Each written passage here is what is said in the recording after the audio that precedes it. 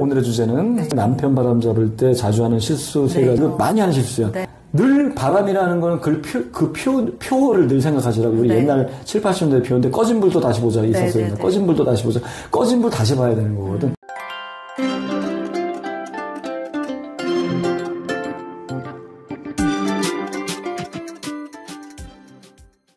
안녕하세요. 배우자 외도 당당히 말한다. 역풍당당 상담계 해법 있는 바람 좋지 묻지마한디. 근성 있는 외도 해결 변호사 이긴다 조변 조준현 변호사입니다. 네, 반갑습니다. 저 역풍당당 바람치유센터 그 카페 많은 분들의 그 글들이 있으니까 약간 동병상련의 아픔이지. 네. 그리고 이제 저와의 상담은 여기 있는 그 번호로 신청하시면 됩니다. 뭐 대면 상담 있고 전화 상담 있고 여러 가지 상담이 있어.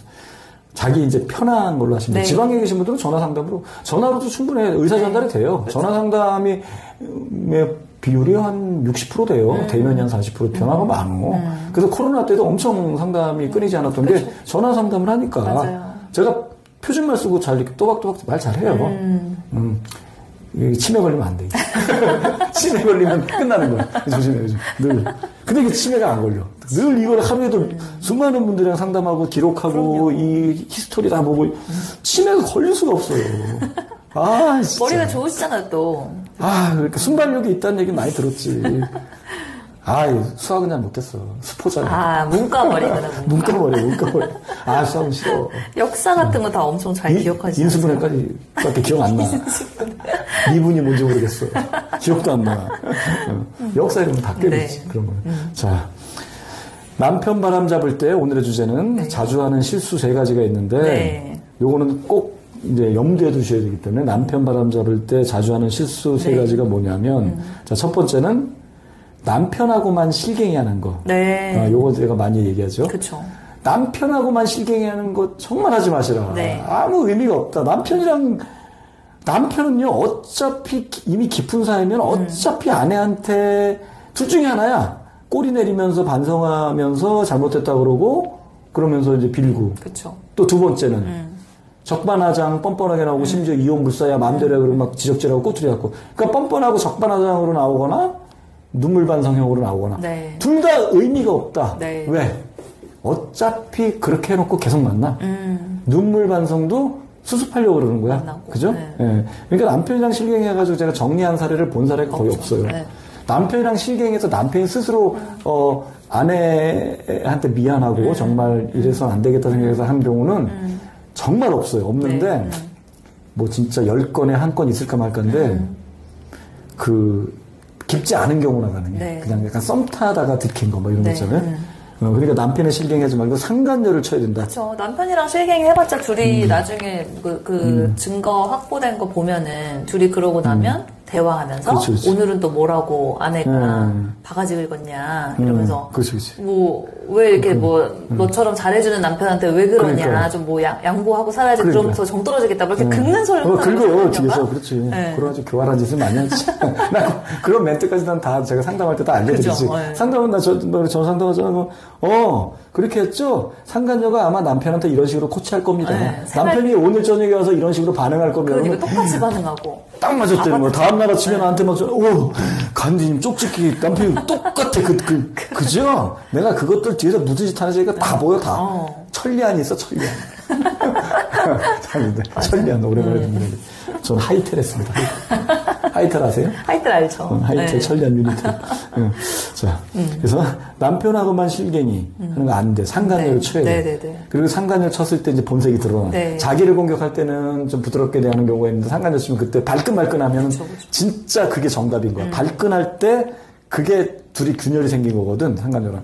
그러니까 이 남편하고 실갱이 하지 마시라. 두 번째는 상간녀 소송을 걸면서 이혼 소송이랑 같이 거는 거. 상간녀 소송 걸면 이혼 소송 같이 거는 거 하지 마시라. 왜 같이 하시는지 모르겠어요. 그거 이제 변호사들이 자꾸 그렇게 종용한대요. 그리고 본인도 그게 또 맞는 거야. 오락가락 할 때 누가 딱 잡아주면 또 글로 가잖아. 그러니까 변호사가 이거 뭐 살 수 있습니다. 이거 그냥 이혼 소송 같이 하시죠. 이혼 소송 같이 하면요.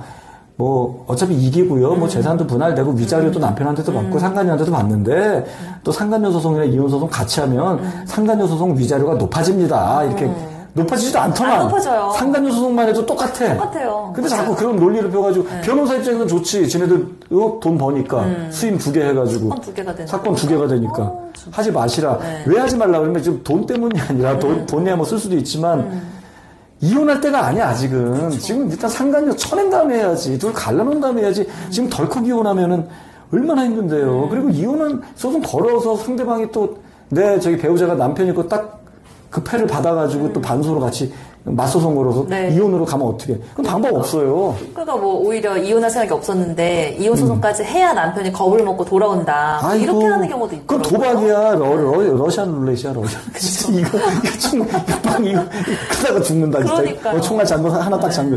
하지 말라고 이런 거. 상간녀 소송만 걸면서 이혼은 미루시라. 이혼 급할 게 뭐 있습니까? 그러니까요. 일단 둘 쳐내자. 응? 이혼도 내가 원할 때 원하는 방식으로 다 이겨놓고 하시라. 이왕이면 협의이혼으로 가도 되고 조정으로 가도 되고 여러 변수가 있으니까 같이 해봤자 좋을 거 하나도 없다. 그러니까 제가 이혼 전문 변호사인데 이혼 소송 굳이 하지 말라 이렇게 말하는 거는 그게 그분한테도 별로 좋지 않고 결과적으로 봐서도 뭐 이게 이혼 소송을 꼭 그때 해야지 뭐 재산분할 비율이 높아진다거나 위자료가 막 더 많이 나온다거나 이러면은 그때 해야 필요성이 있지만 그런 게 전혀 아니거든요.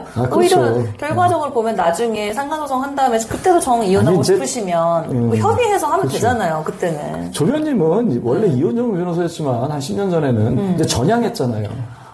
상간자 소송 전문으로 전향했잖아. 이제 왜냐면 이혼이라는 건 남의 가정을 깨는 거잖아. 근데 남의 가정을 붙이는 쪽으로 전향했잖아. 사회적으로도 그러니까 가정을 깨는 변호사가 아니라 어쨌든 이혼은 깨는 거잖아요. 맞아. 깨는데 어떻게 잘 분배해서 깨는 거냐. 물론 그것도 역할이 있지. 깨더라도 당신한테 유리하게 해주겠다라는 논리인데 저는 왜 깨지 않아도 될 걸 왜 깨? 일단은 깨지 말아보라. 일단 깨지 말아보라. 그러니까 이게 정말 깨져야 되는 가정인지 아닌지를 시간을 두고 생각해보라. 요거거든요. 그리고 조변님은 이제 제 대처법이나 이런 거에 이제 약간 가스라이팅 세뇌당해가지고. 가스라이팅해서 전향하셨잖아요. 이혼하지 말라고. 이혼하지 말라고 그러고, 오히려 이혼 전문 변호사가 이혼하지 말라고 그러고, 상간자부터 치라고. 간디님 만나기 전에도 그런 생각을 많이 하긴 했었어요. 그런 식으로 상담도 하고, 잘 맞았던 거죠.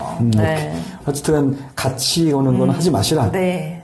그리고 세 번째, 여기서 많이 이제 실수를 해가지고 정말 이게 해결을 못 보는데, 끝난 거라고 믿는 것, 이것도 끝난 거라고 믿는 거, 쉽게 믿는 거. 이것도 하면 안 돼. 이거 많이 하는 실수야. 네. 늘 바람이라는 거는 표를 늘 생각하시라고. 우리 옛날 7, 80년대 배웠는데 꺼진 불도 다시 보자 있었어요. 꺼진 불도 다시 보자. 꺼진 불 다시 봐야 되는 거거든. 왜 꺼진 불도 다시 보자고 하냐면 이 밑에 불씨가 있어요. 잔불이라는 거는. 그래서 바깥에 그냥 끄끈 줄 알고 이렇게 철수했다가 밑에 잔불이 올라와서 특히 산불 같은 경우도 마찬가지고. 그래서 제가 이 작은 집에 불이 나고 아파트 뭐 한 20평짜리 집에 불이 나도 소방차 한 두세 대면 돼, 사실은. 10대가 출동하는 거야. 과잉 진압을 하는 거거든. 과잉 진압을 해서 꺼진 불까지 다 보고 나중엔 또 인력 투입해가지고 다 들쑤셔보고 그러고 나서 철수하는 거예요. 바람도 과잉 진압을 해야 되는 거예요. 과잉 대응하는 거. 우리 예전에 뭐 코로나라든지 메르스 같은 것도 과잉 대응하라 그러잖아.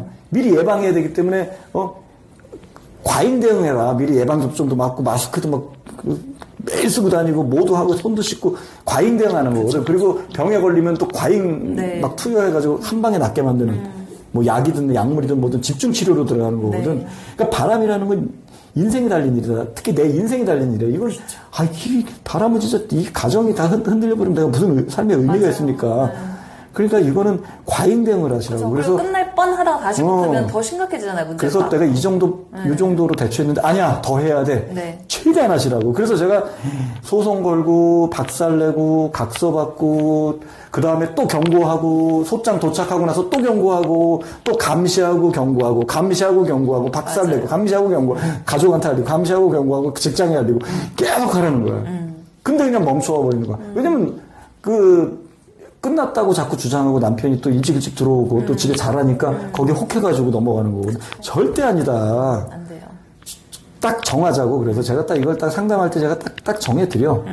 사람마다 틀려. 틀린데 이제 평균적으로는 이거요. 오케이. 지금 끝난 거는 맞는 것 같다. 전 진단이 딱 되니까. 그래. 끝난 건 맞다. 남편이 하는 거, 진정성 있다.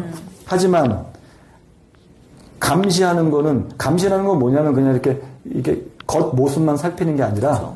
겉 동선만 살피는 게 아니라 뒤를 캐는 거거든. 네.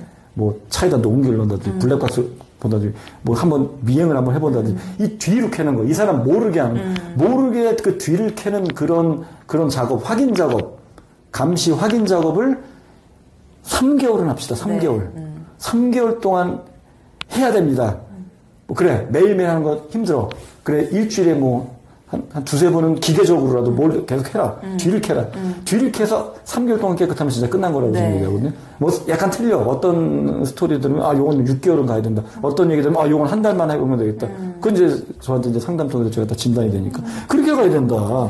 끝난 거라 그냥 쉽게 믿어가지고 손 놓고 있다가 다시 붙어가지고 다시 붙을 확률이 거의 70-80% 이상이라고 보시면 돼요. 소송 걸고 박살내고 했어도 그게 진짜 찐득이라니까 안 끝난다니까. 제가 오늘 오전 내내 상담했던 분들도 다 그런 분들 안 끝나. 근데 분명히 얘기했거든. 안 끝납니다.